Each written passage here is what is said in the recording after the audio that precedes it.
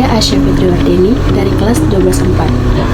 Hari ini, saya akan membahas salah satu peristiwa penting dalam sejarah perjuangan bangsa Indonesia, yaitu agresi militer Belanda I.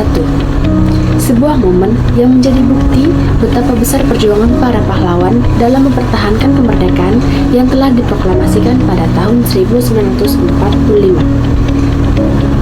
Pada tanggal 21 Juli 1947, Belanda melancarkan agresi militer I yang dikenal sebagai aksi polisionil dengan tujuan menguasai wilayah strategis Indonesia seperti perkebunan di Sumatera dan Jawa. Operasi ini melanggar perjanjian Linggarjati yang telah disepakati sebelumnya. Belanda berusaha merebut sumber daya alam dan infrastruktur vital Indonesia, termasuk pelabuhan dan perkebunan tebu, dengan dukungan lebih dari 100.000 pasukan yang dipersenjatai secara modern. Operasi ini melibatkan pasukan Belanda yang besar, termasuk divisi infanteri 4 dan pasukan lainnya yang menyerang beberapa kota penting di Pulau Jawa seperti Yogyakarta dan Surakarta. Meskipun Belanda mengklaim bahwa aksi ini dilakukan untuk menegakkan ketertiban dan stabilitas, banyak pihak menganggapnya sebagai bentuk penjajahan yang brutal.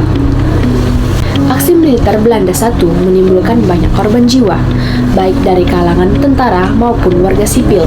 Meskipun Belanda berhasil merebut beberapa wilayah, perlawanan dari tentara dan rakyat Indonesia terus berlangsung dengan gigih. Selain itu, dunia internasional turut mengancam tindakan ini, dan pada akhirnya, melalui perundingan yang difasilitasi oleh Dewan Keamanan PBB, Belanda dipaksa untuk menghentikan aksi militer mereka dan melakukan perundingan dengan Indonesia. Aksi militer Belanda I inilah menjadi salah satu babak penting dalam perjuangan kemerdekaan Indonesia yang akhirnya berhasil meraih pengakuan kemerdekaan setelah perjanjian Linggarjati pada November 1947. Agresi ini menunjukkan bahwa perjuangan kemerdekaan Indonesia tidak hanya mengandalkan kekuatan militer, tetapi juga kecerdasan diplomasi di panggung internasional. Hal ini menyebabkan beberapa dampak, yaitu 1. Wilayah Indonesia semakin sempit, namun dukungan internasional terhadap Belanda menurun drastis. 2. PBB secara resmi mengakui eksistensi Republik resolusi-resolusi terkait. Berikut ada beberapa tayangan video dokumenter yang saya cari mengenai agresi militer Belanda I.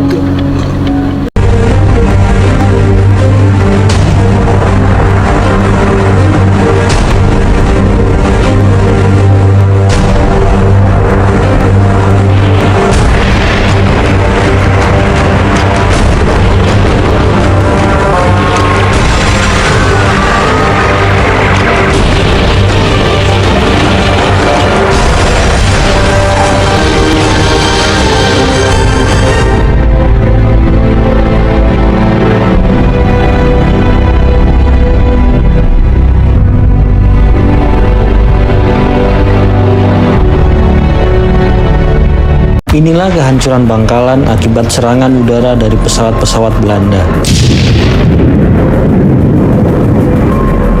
Pasukan Belanda lapis kedua melakukan pendaratan di Bangkalan Madura sekitar pukul 1 siang.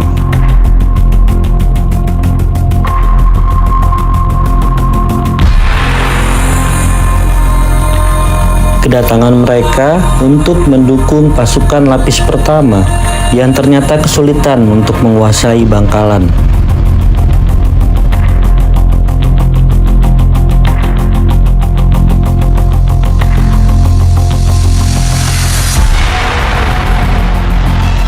Mereka didukung oleh pesawat-pesawat tempur.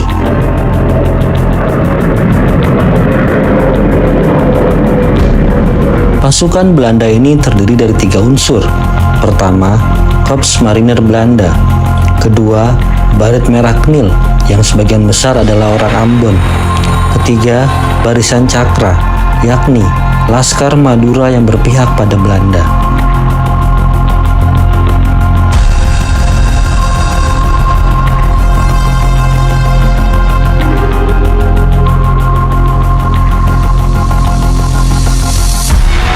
Mereka menyiapkan dermaga dan bekal pelanting sederhana sebagai sarana pendaratan tank dan truk.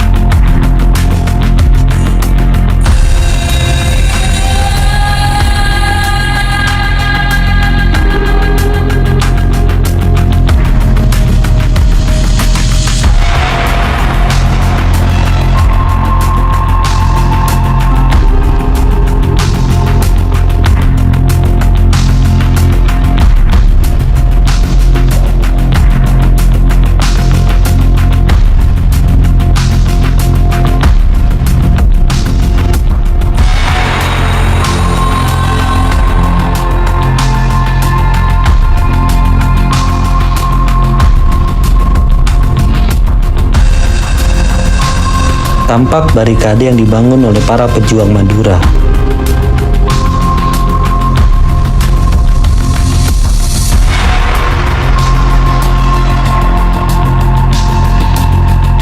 Menemukan pancau darat yang ditanam oleh pejuang Madura.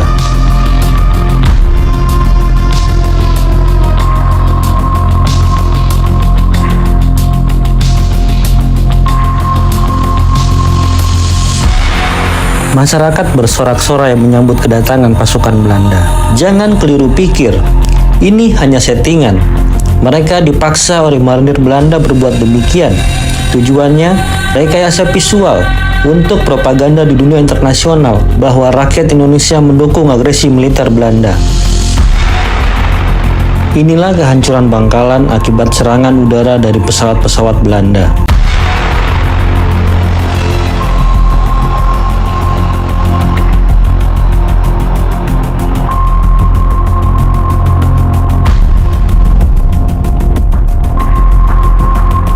Belanda sudah merangsek ke alun-alun Bangkalan.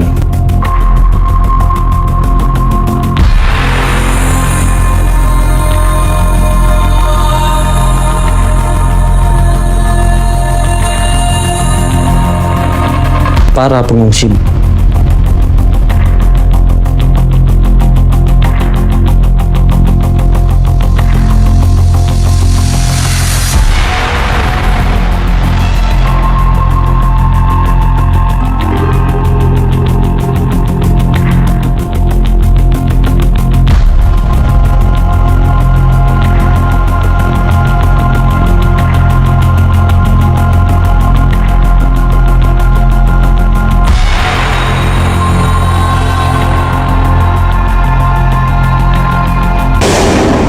Setelah sukses memporak-porandakan pertahanan Republik Indonesia di Jawa Timur, agresi militer Belanda I mulai menyasar Madura.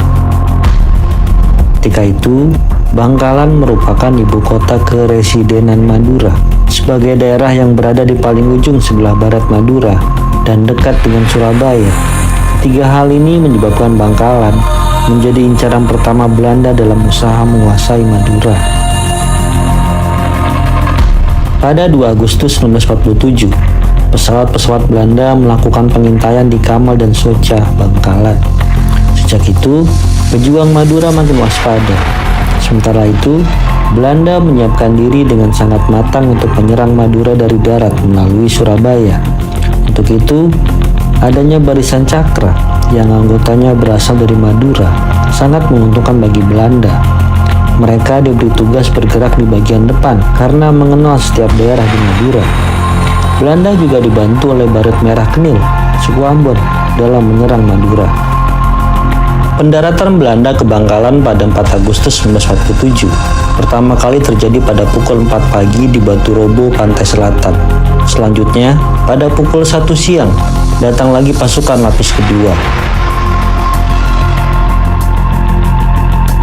Operasi pembersihan Madura ini dipimpin langsung oleh Komandan Divisi A Maijen Marinir M.R. de Bruyne. Pendaratan pertama Belanda itu disusul oleh sejumlah pesawat tempur untuk pengintaian, sekaligus menyebarkan pamflet berisi perintah. Pasukan Belanda menggempur Bangkalan dari dua jalur. Jalur pertama melalui pantai Batu Poron. Jalur kedua melalui pendaratan di pantai Desa Langkep, Kecamatan Burni.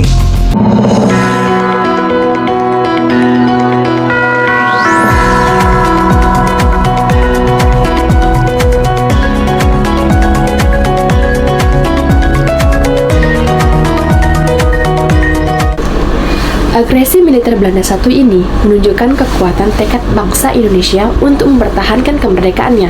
Meskipun mengalami kerugian yang besar, perlawanan rakyat Indonesia membuktikan bahwa kemerdekaan adalah hak yang tidak bisa dirampas. Demikian ulasan saya tentang agresi militer Belanda I. Semoga sejarah ini menjadi pengingat bagi kita semua tentang pentingnya persatuan dan semangat perjuangan. Saya Asya Fitriwardini dari kelas 12 4. Sekian penjelasan saya untuk tugas sejarah, yaitu menyampaikan berita tentang sejarahnya agresi militer Belanda I. Wassalamualaikum warahmatullahi wabarakatuh.